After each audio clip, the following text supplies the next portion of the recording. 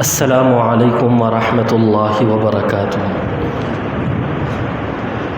نحمدہ ونصلی علی رسولہ الکریم، اما بعد۔ قال اللہ تبارک و تعالی: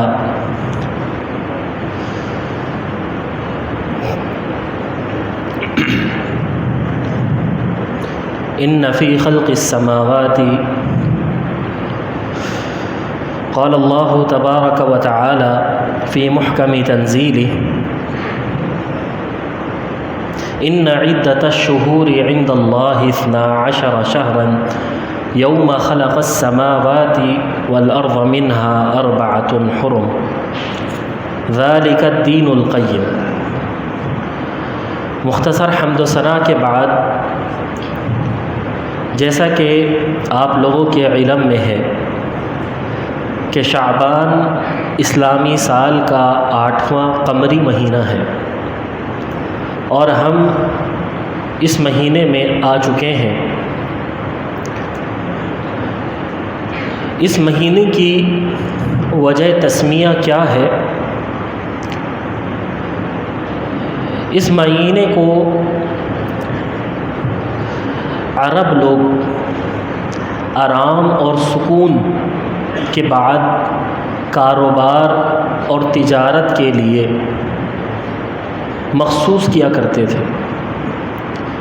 دور جاہلیت میں عرب لوگوں کا یہ طریقہ کار تھا کہ وہ ماہ رجب، کیونکہ حرمت والا مہینہ ہے، تو اس میں آرام اور سکون کرتے تھے۔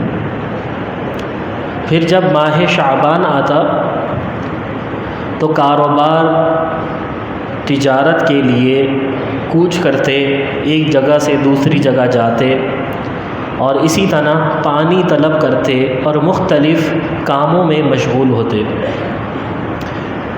جیسا کہ ابن مندور لکھتے ہیں کہ وَشَعْبَانُ اسم للشہر، اور شعبان جو ہے وہ ایک مہینے کا نام ہے، اور یہ نام اس وجہ سے پڑا کہ اس میں لوگ مختلف کاموں کے لیے نکلتے ہیں، اور خاص طور پر دور جاہلیت میں عرب پانی تلاش کرنے کے لیے نکلتے تھے۔ ماہ شعبان کے دور جاہلیت میں دیگر نام بھی تھے۔ مثال کے طور پر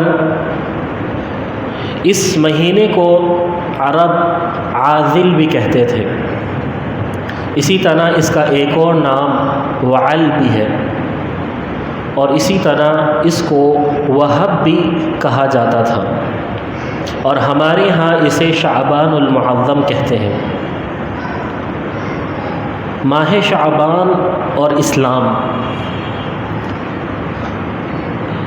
جب ہم اسلام میں ماہ شعبان کو دیکھتے ہیں، اس کی فضیلت اور اس کے اعمال کو، تو ہمیں بہت سی باتیں ملتی ہیں اور بہت سے کام کرنے کو ملتے ہیں، اور ان میں سے سب سے پہلا کام روزہ ہے کہ اللہ کے رسول صلی اللہ علیہ وسلم اس مہینے میں بکثرت روزے رکھا کرتے تھے۔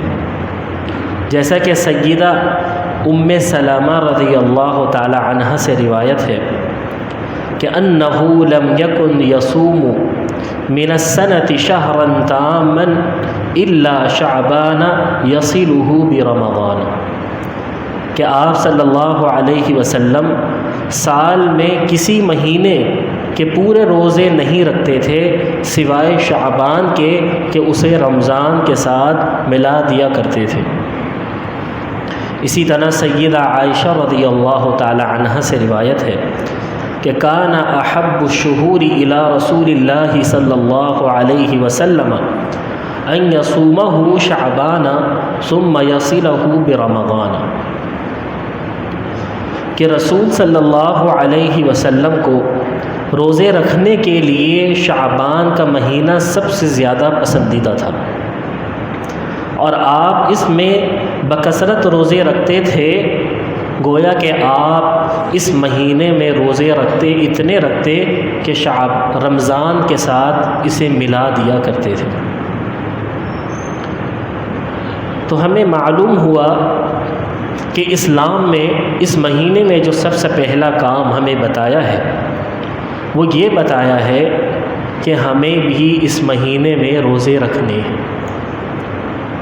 اب سوال یہ پیدا ہوتا ہے کہ اس مہینے میں روزے کیوں رکھے جاتے ہیں؟ اللہ کے رسول صلی اللہ علیہ وسلم اس مہینے میں بکثرت روزے کیوں رکھتے تھے؟ سنن نسائی میں روایت ہے اسامہ رضی اللہ تعالی عنہ سے کہ انہوں نے اللہ کے رسول صلی اللہ علیہ وسلم سے شعبان میں بکثرت روزے رکھنے کے بارے میں دریافت کیا کہ آپ شعبان میں اتنی کثرت سے روزے کیوں رکھتے ہیں؟ تو اللہ کے رسول صلی اللہ علیہ وسلم نے فرمایا کہ یہ وہ مہینہ ہے جس میں اللہ تعالیٰ کی بارگاہ میں نامہ اعمال پیش کیے جاتے ہیں، اور میں یہ پسند کرتا ہوں کہ جب میرا نامہ اعمال اللہ کی بارگاہ میں پیش کیے جائیں تو اس وقت میں روزے سے ہوں۔ تو اس وجہ سے میں اس مہینے میں بکثرت روزے رکھتا ہوں۔ تو لہذا ہمیں بھی چاہیے کہ ہم اس مہینے میں روزے رکھیں، کیونکہ اس مہینے میں اللہ تعالیٰ کی بارگاہ میں نامہ اعمال پیش کیے جاتے ہیں، اور جب انسان روزے سے ہوتا ہے تو وہ معصیت سے بچتا ہے، گناہوں سے بچتا ہے، اور خطاؤں سے بچتا ہے، ظلم سے بچتا ہے۔ تو لہذا ہمیں بھی چاہیے کہ ہم اس مہینے میں روزے رکھیں۔ انشاءاللہ اگلی مجلس میں آپ سنیں گے کہ اللہ کے رسول صلی اللہ علیہ وسلم نے امت کے لیے اس مہینے میں کم سے کم کتنے روزے رکھنے کو اختیار کیا ہے، اور وہ روزے ہم کب تک رکھ سکتے ہیں۔ آیا کہ ہم جب چاہیں اس مہینے میں روزے رکھ سکتے ہیں، یا پھر کوئی حد مقرر ہے کہ اس حد تک رکھ سکتے ہیں اور اس کے بعد نہیں رکھ سکتے؟ انشاءاللہ اس کے بارے میں اگلی مجلس میں سنیں گے۔ اللہ تعالیٰ سے دعا ہے کہ جو کچھ ہم نے سنا ہے اس کے مطابق عمل کرنے کی توفیق عطا فرمائے۔ وآخر دعوانا ان الحمد للہ رب العالمین۔